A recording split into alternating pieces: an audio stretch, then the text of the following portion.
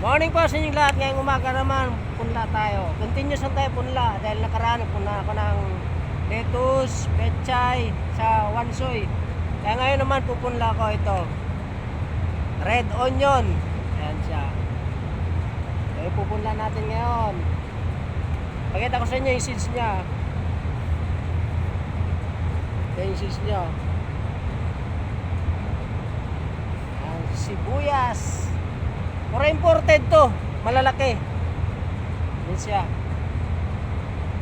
Ito, sistema ko ito. Kanya lang yung palagi kong ginagawa ko. Sistema ko, seedling tray. Tapos may butas. Taklang tayo, tatlong seeds.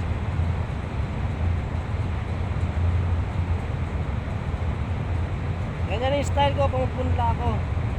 Lettuce man yan, pechay, wansoy, bok choy. Ito lang style, sinusunod ko.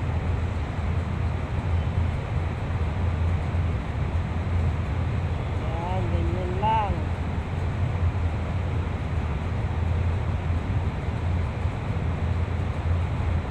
Tapos, takpan ng pagtakip nito, slight lang.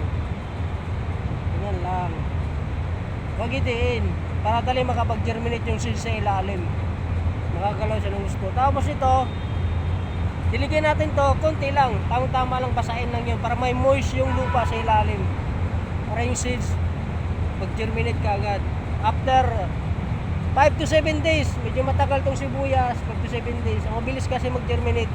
Pechay, 3 days lang germinate ka agad siya. Ito 5 to 7 days, minsan 9 pa nga eh.